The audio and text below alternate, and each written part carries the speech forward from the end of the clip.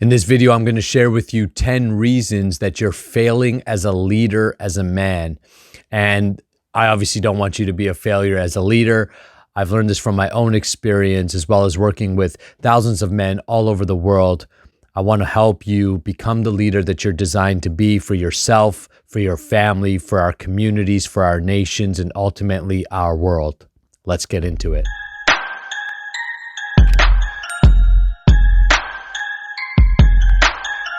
Hi, my name is Nakula, and I help men master their S3X energy so you can become a powerhouse both in and outside the bedroom. Go take the free ejaculation control guide in the description below.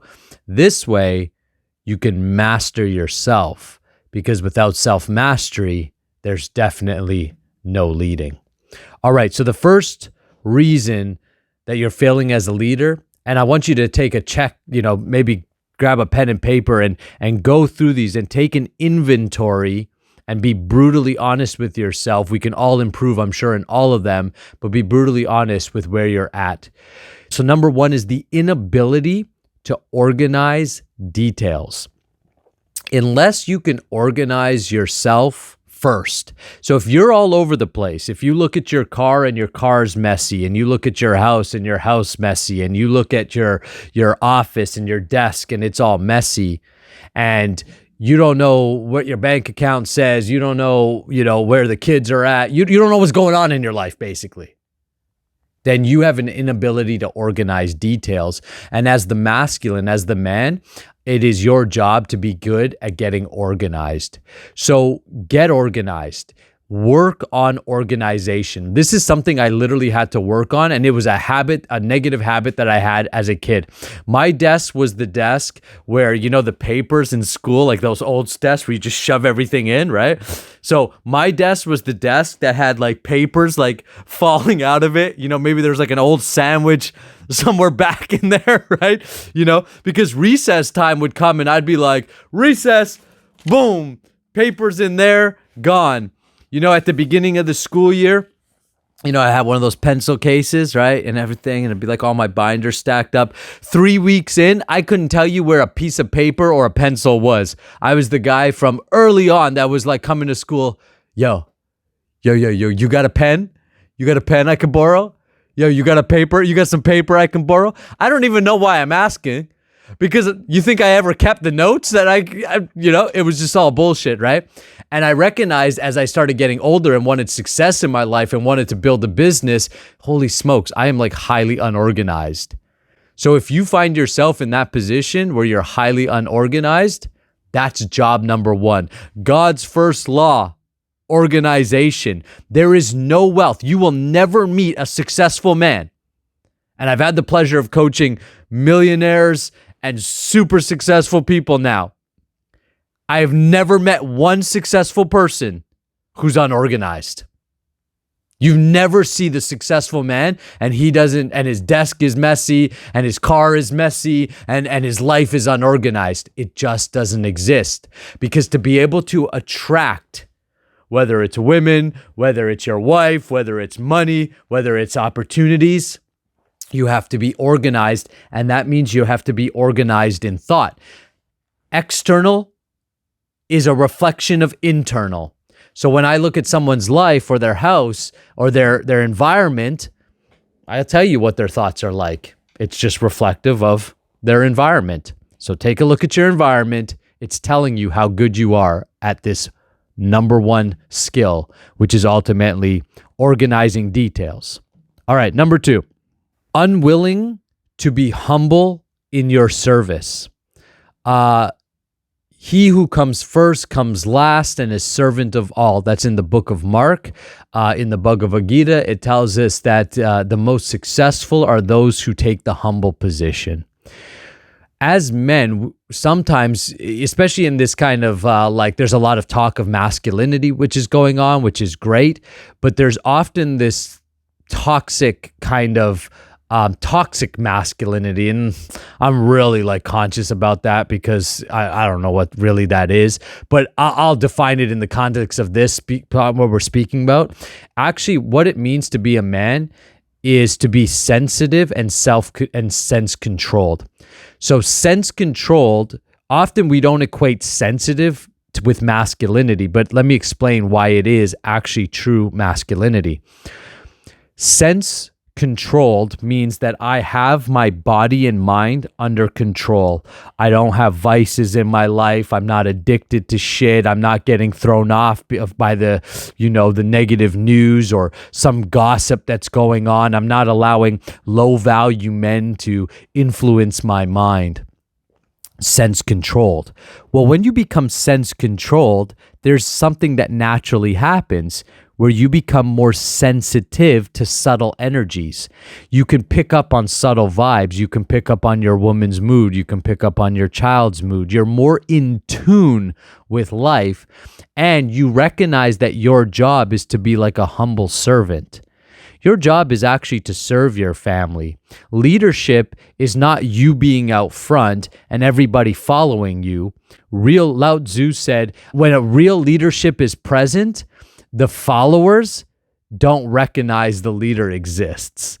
Meaning, when you come from a humble position, your job is to lift people up.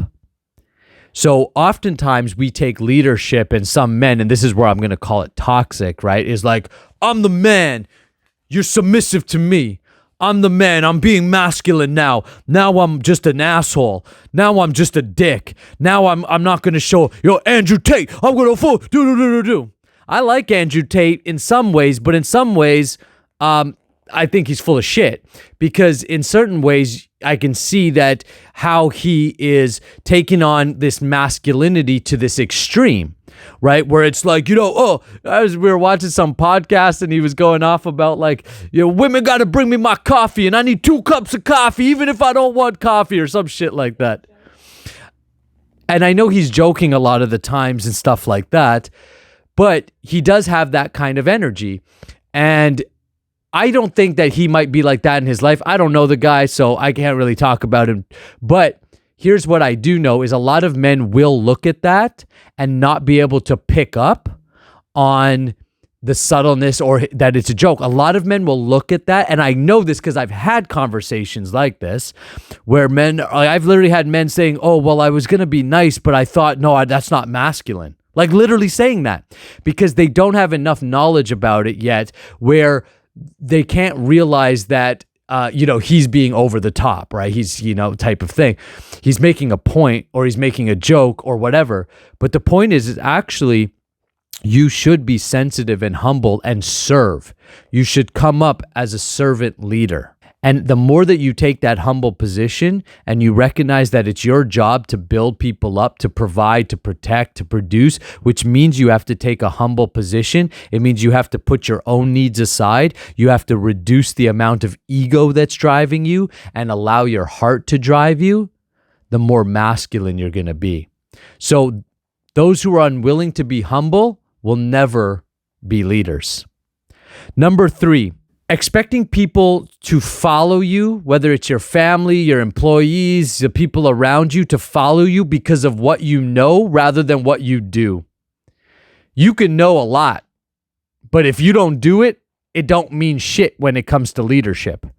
People will follow those who can produce results. People will follow those who embody their philosophy or embody their knowledge. So if you're the type of guy who just spits knowledge but isn't doing it, nobody's going to follow you, because ultimately we follow those who take action. So don't expect your wife or your community or your team or your staff or whoever, your boys, to follow you because you read a book and you can regurgitate that information. What is your life like? If you're demonstrating by example, you're an advancing man, you are producing, you're getting things done, you're meeting challenge and overcoming those challenges, people will follow you. So talk less, do more, and when you do talk, it will be respected and taken seriously. Number 4 is fear of competition. Any man who fears competition or who has a scarcity mindset, like, oh, I can't share this knowledge, or I can't share these things with other people, so you're full of scarcity, you'll never be attractive as a leader. Men who are scarce within their own household, right, are not going to be attractive, are not going to be taken seriously as leaders.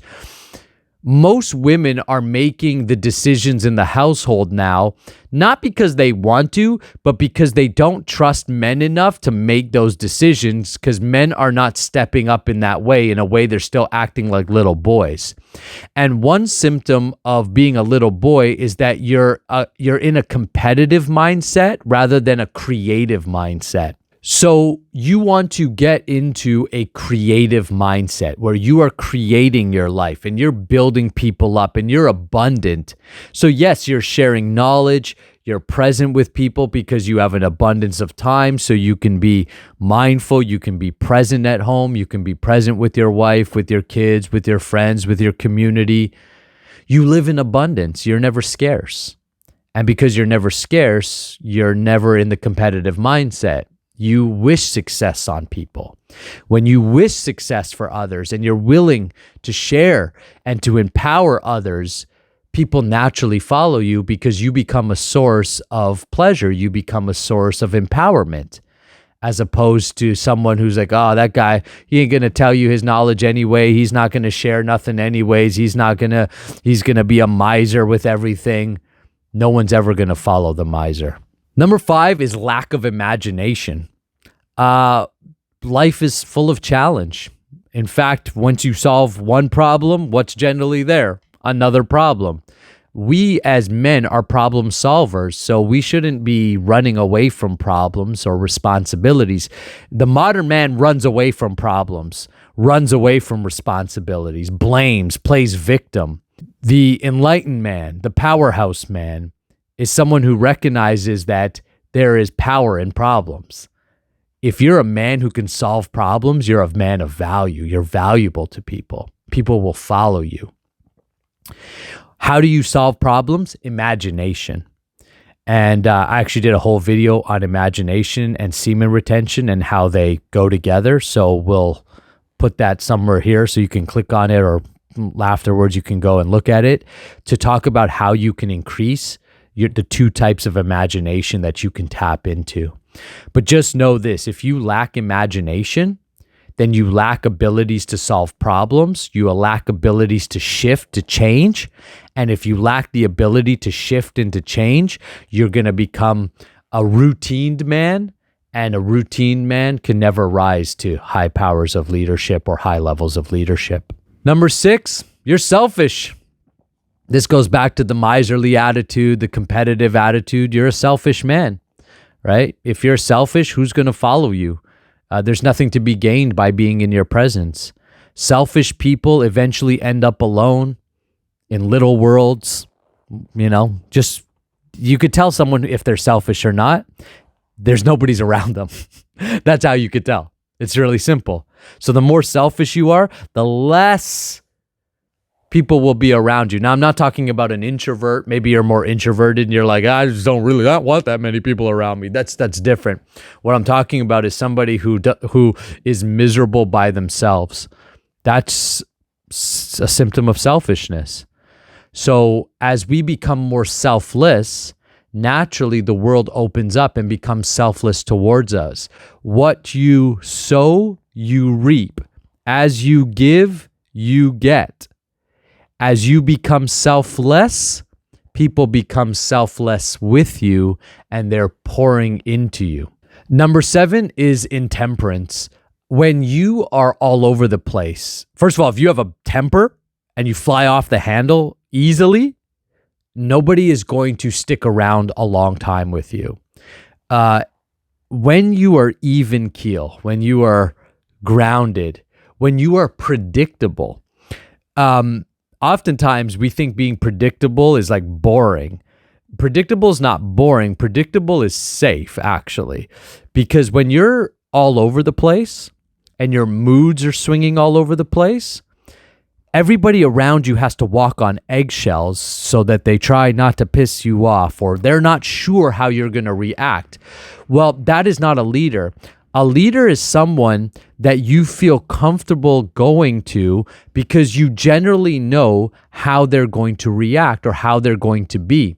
When people feel safe around you, whether it's your wife or your girlfriend or your friends or your family or the community at large feels like, yeah, you can go talk to, you could go talk to John because John is level-headed, he's calm, he never flies off the handle, you can bring problems to him and he doesn't get upset, but doesn't mean you don't have emotion or that you don't, but you're even keel. The more you're evened off, then naturally people stick around. When you're all over the place, then people won't stick around. They lose the enthusiasm and the vitality to continue to move forward with you. And in a business case, you'll see lots of turnover. If there's a business that has lots of turnover, you probably have an intemperate leader. In a family, generally everyone's avoiding you, right? Essentially, right? Maybe they ditch you because she's like, dude, I'm out of here. Like, I can't live like this with your ups and downs all the more. And she packs the kids and you're out on the street or something, or she's gone. Or they just generally avoid you because they're like, fine, I love you, so I'm going to stick around, but I don't really like you, right? I love you, but I don't like you. And so therefore, I'm just going to avoid you. And it's because you're intemperate. And one of the biggest things I know in my life, if I look back, the times I've been most intemperate is when I'm smoking weed or I'm, jerking off a lot. I'm basically into some vice. And that throws your hormones off, which makes you intemperate. So one of the best things you can do to become even keel is simply live a clean life. You're going to feel happier. You're going to feel better. You're going to be a better man because of it. And because of that, you're naturally going to be a better leader. Number 8, disloyalty. If you have no loyalty to the people around you, don't expect them to have loyalty to you. If you are just easily, like, somebody messes up and you just ditch people easily, you easily quit on people, you don't build people up, you don't have patience or compassion to allow people to make mistakes and to learn and to grow, then nobody's going to stick around. Obviously, in a relationship, if you're disloyal, that's going to cause massive amounts of distrust and insecurity in your woman. The more that you're watching porn or the more that you're disloyal in your relationship, the more insecurity she's going to carry about herself and her own sexuality and her own attractiveness. And that's either going to lead to a breakup or just disconnection in the marriage or relationship. If you're a business owner or a leader, a politician or a community leader, a pastor, a swami or something, in your religious or spiritual setting, if you're disloyal to your people, if the next best thing comes by and you're like, oh, on to the next, you're gonna feel that, right? So you want to be loyal to your people. You want to, there's a saying that says, if you want to go fast, go alone. If you want to go far, go together, right? So yeah, you can go fast and you'll end up being alone. And I tried that, kind of the lone wolf. People can't keep up to my pace, so I'm going to go. But I recognize I'm not really getting anywhere, because to get anywhere big, to do anything really big in your life, you need others, which means it's better to go together. The experience is way better. The journey is way better. And you end up going further. So disloyalty is going to kill your ability to lead in your family and in your community. Number 9 is emphasis on your position as the authority. So I'm the man, I'm the husband. That's why you should listen to me. It's like a parent who's like, because I'm your father. Okay, so you're basically using authority. It's level 1 leadership. There's a great leadership book by John Maxwell called The 5 Levels of Leadership, and he puts this at level number 1. You have a position. I'm the boss. I'm the CEO. I'm the owner. Therefore, you listen to me. You're not going to get much from people like that. real leaders never have to actually say they're the leader. They don't have to make it known that they're the leader. Everybody just knows that they're the leader. And it's more of a reciprocation of vibe. It's more of a partnership, so build partnerships, build relationships. And naturally, if you're the leader, you're holding the vision, you're making decisions, then that will be naturally respected. If you feel like you have to state your claim, I'm the husband, I'm the man, I'm the boss, it's probably because you're a shitty leader. And so therefore you're trying to use fear to control. So think of like a dictator uses fear to control the nation or the community. A real leader never instills fear. In fact, they instill faith, and people just naturally follow them because they're a good leader. People are happy to follow a good leader, because a good leader is a benefit. It's an asset. You have a good leader. Like, think of a company and the leader is amazing. People don't leave that company because everyone's benefiting. Same with a family. If you're the man of the family and you're a strong leader, people don't leave that family. In fact, more people want to join that family, right? Next thing you know, you have 50 people over at dinner. Why? Because you're attractive. People feel that you're an asset. So stop using your authority or your position and thinking that you deserve to be the leader because you're a man or because you have a title. Earn it by being a great leader. Number 10 is inflated self-importance. That because you're the leader, somehow you are now more important than others. And this kind of ties on with number 9, authority. Authority is like fear-based, like I'm the man, I'm the boss. This is like, I'm the man, I'm the boss. So obviously I'm more important than you. You're secondary in this equation. Well, tell me, do you want to go to work for somebody where you feel secondary? And is it even true?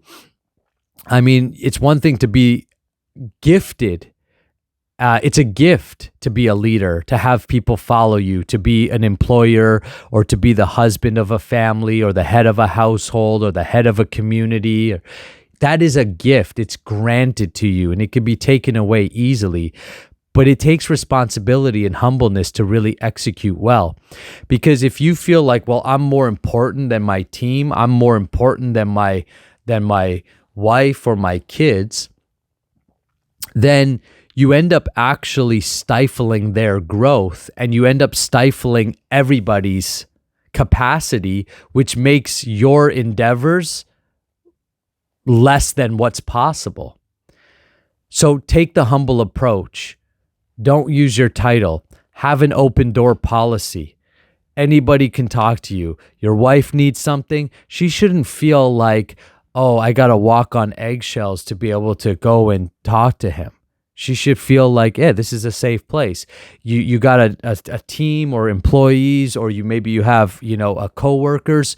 If people feel like they can't approach you easily, then there's not going to be good communication or good connection, and therefore everybody's going to suffer, including you.